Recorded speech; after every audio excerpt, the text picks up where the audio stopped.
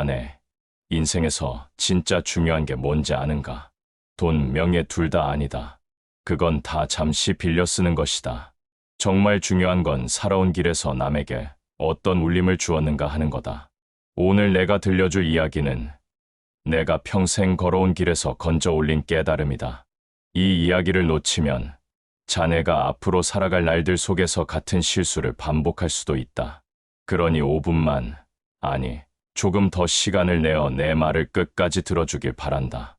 그 안에 자네 인생을 바꿀 씨앗이 들어있으니 말이다.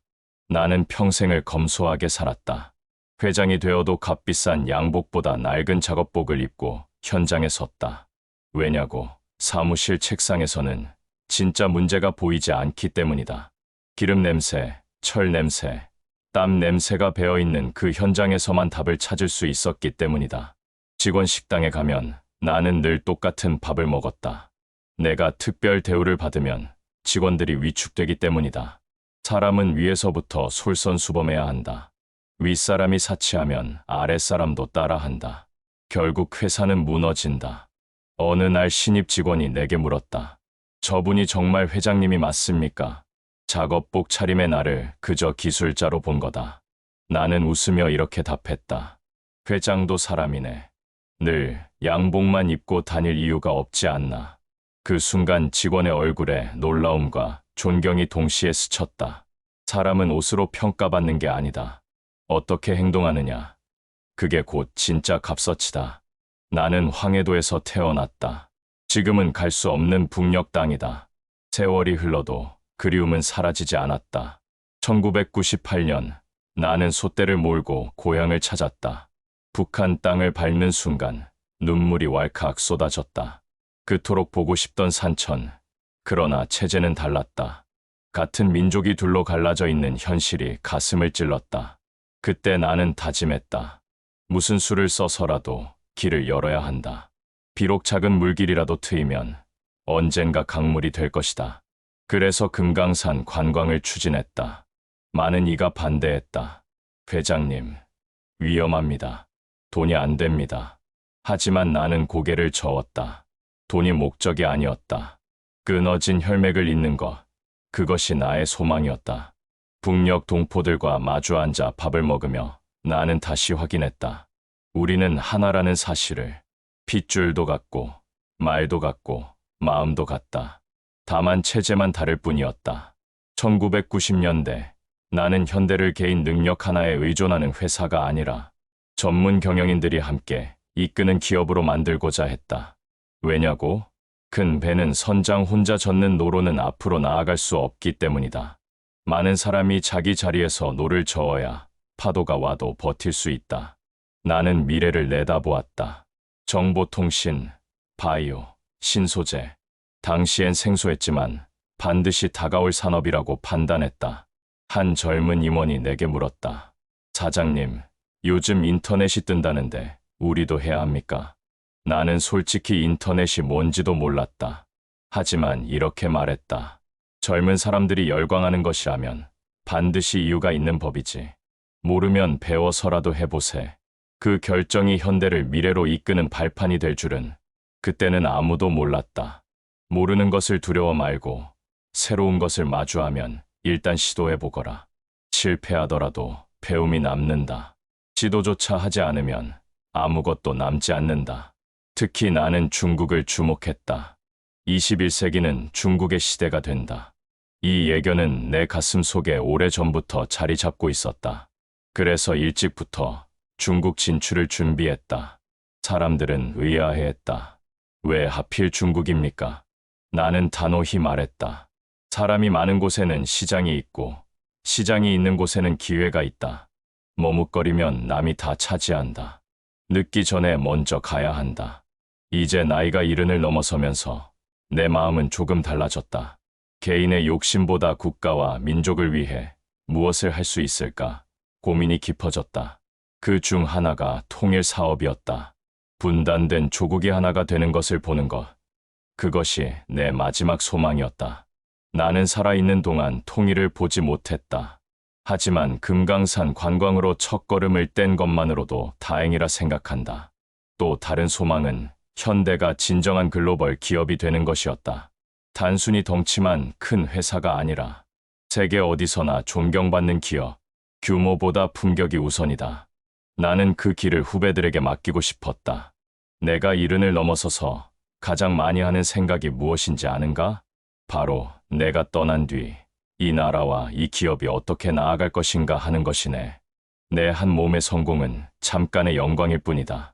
정말 중요한 것은 후배들이 그 길을 이어받아 더 큰 나무로 키워내는 것이지. 그러니 오늘 나는 후배들에게 네 가지 당부를 남기고 싶네. 이 네 가지를 마음에 새긴다면 어떤 시대에도 흔들리지 않고 살아남을 것이네. 첫째, 큰 꿈을 가지거라. 작은 꿈으로는 작은 성공밖에 할 수 없다. 내가 17세 소년으로 서울에 올라왔을 때 가진 것은 맨주먹뿐이었다. 그러나 내 가슴 속엔 언젠가는 큰 사업을 이루겠다는 꿈이 있었다. 사람들은 물었다. 너 같은 가난한 촌뜨기가 무슨 사업을 하겠다고? 나는 속으로 되뇌었다. 두고 보라. 나는 반드시 해내겠다. 꿈은 사람을 움직이는 가장 강력한 연료다. 돈이 없어도, 학력이 없어도, 뒷배경이 없어도 꿈이 있으면 버틸 수 있다. 그리고 버티는 자만이 끝내 웃는다. 둘째, 위기를 기회로 바꾸어라. 인생에 위기가 없는 사람은 없다. 문제는 그 위기를 어떻게 맞이하느냐이다. 내가 중동 사막으로 공사를 나갔을 때 사람들은 모두 고개를 저었다. 거긴 불가능합니다. 실패하면 회사가 망합니다. 하지만 나는 달리 보았다. 모두가 두려워하는 곳이라면 그만큼 기회도 크다. 위기는 사람을 두 부류로 나눈다. 도망가는 자와 맞서는 자. 나는 늘 후자를 선택했다. 왜냐고? 도망가면 얻을 게 없지만 맞서면 최소한 경험은 남기 때문이다. 그러니 자네들, 위기가 닥치면 겁내지 말고 묻거라. 이 안에 숨은 기회가 무엇인가? 셋째, 세계를 무대로 생각하라. 이제 세상은 더 이상 울타리 안에서만 살 수 없다. 국내 시장만 바라보는 사람은 이미 반쯤 진 싸움꾼이다. 나는 일찍이 세계를 보았다. 자동차를 처음 만들 때 사람들은 비웃었다. 한국이 무슨 자동차냐? 일본 것도 못 따라가는데. 그러나 나는 말했다. 자동차는 세계 시장에서 팔아야 한다. 국내에서만 팔면 망한다. 그 결과 오늘날 현대자동차는 세계 곳곳을 달리고 있지 않은가. 그러니 자네들, 처음부터 세계를 목표로 하거라. 작은 연못에 만족하지 말고 큰 바다를 향해 나아가야 한다. 넷째, 사회적 책임을 잊지 마라. 기업은 이익만 추구해서는 오래 가지 못한다. 회사가 커질수록 사회에 대한 책임도 함께 커진다.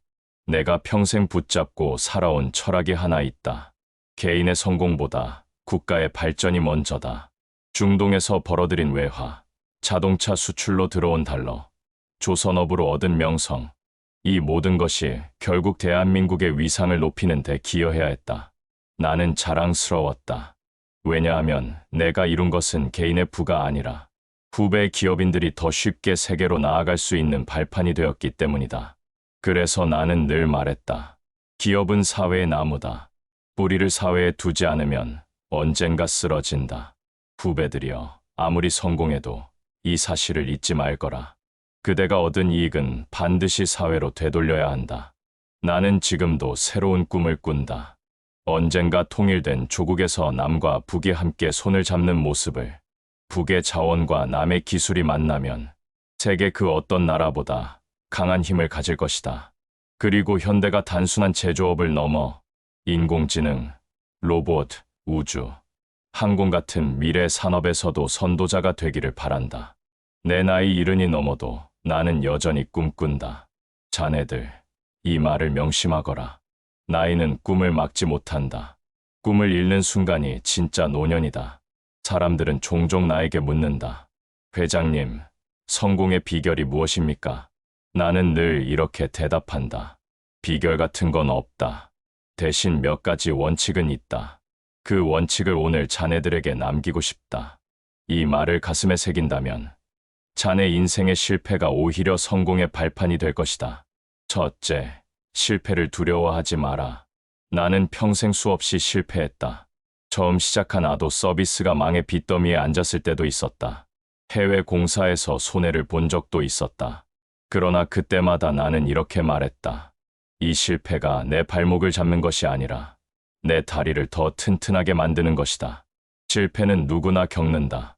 하지만 실패에 무릎 꿇는 사람과 실패를 밟고 일어서는 사람은 다르다.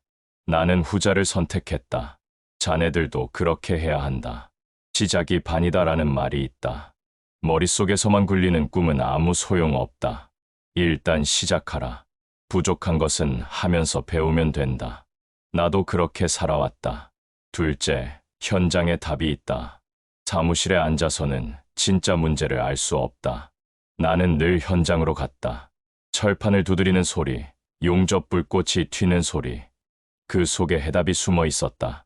현장에서 직접 눈으로 보고 손으로 만져야 한다. 그러면 문제의 뿌리가 보이고 해결책도 보인다. 나는 늘 이렇게 말했다. 현장을 떠난 경영자는 눈이 먼 것과 같다. 후배들이여, 잊지 마라. 성공은 책상 위에서가 아니라 현장의 흙먼지 속에서 만들어지는 것이다. 셋째, 인재를 중시하라. 아무리 좋은 기계와 기술이 있어도 사람이 없으면 소용없다. 나는 늘 사람을 귀하게 여겼다. 자동차 한 대를 만들 때도 그렇다. 기계가 찍어내는 부품이 아니라 그 부품을 설계하고 조립하는 사람의 손이 자동차를 완성한다. 좋은 사람들과 함께해야 큰 일을 할 수 있다. 나는 이렇게 믿었다. 나 혼자는 아무것도 아니다. 그러나 좋은 동료와 함께라면 불가능도 가능해진다. 그러니 자네들, 사람을 소중히 하라. 함께 웃을 줄 알고 함께 울 줄 아는 동료를 곁에 두어라. 그것이 진짜 자산이다. 넷째, 정직이 최고의 전략이다. 거짓말로는 잠시 성공할 수 있다. 그러나 오래 가지는 못한다. 나는 평생 약속은 반드시 지키려고 했다.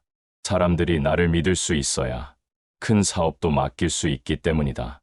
작은 약속을 지키는 사람이 큰 성공도 이룬다. 자동차 한 대를 제대로 만들지 못하는 회사가 자동차 회사를 운영할 수는 없다. 작은 성공들이 쌓여 큰 성공이 된다. 그러니 작은 일부터 정직하게, 완벽하게 해내라. 그 습관이 자네를 큰 성공으로 이끌 것이다. 다섯째, 배움을 멈추지 마라. 세상은 늘 변한다. 배움을 멈추는 순간 뒤처지는 것이다. 나는 예순이 넘어도 새로운 기술을 배우려 했다. 정보통신, 인터넷, 신소재 잘 몰랐어도 배우려고 했다. 왜냐고? 내가 모르면 회사도 모르게 되고 회사가 모르면 망하기 때문이다. 나이는 핑계가 되지 않는다. 배움은 젊은이만의 특권이 아니다. 도전하는 한 누구나 청춘이다. 마지막, 불가능은 없다. 내가 17세에 맨주먹으로 서울에 올라올 때 사람들은 모두 고개를 저었다. 저 아이가 뭘 하겠는가. 하지만 나는 단 한 번도 불가능하다는 말을 인정하지 않았다. 조선업을 시작할 때도, 자동차를 만들 때도, 중동에 진출할 때도 사람들은 모두 불가능하다고 했다. 그러나 나는 해냈다. 기자가 내게 물었다. 회장님의 성공 비결은 무엇입니까? 나는 이렇게 대답했다. 남들이 안 된다고 할 때 한번 해보는 겁니다. 안 되면 또 해보고, 또 안 되면 또 해보고, 결국 될 때까지 하는 겁니다. 그 기자가 말했다. 회장님은 포기라는 단어를 모르시는군요. 나는 웃으며 이렇게 답했다. 포기요. 그게 무슨 뜻인지 사전에서 찾아본 적도 없습니다. 나는 지금도 믿는다. 불가능은 없다. 단지 해보지 않았을 뿐이다. 자네들도 이 말 잊지 말거라. 나 정주영이 살아있는 한, 그리고 자네들의 가슴 속에 이 정신이 남아있는 한, 우리는 어떤 어려움도 넘어설 수 있다. 이상으로 정주영이 직접 이야기한 성공을 알려준 이야기였습니다. 감사합니다.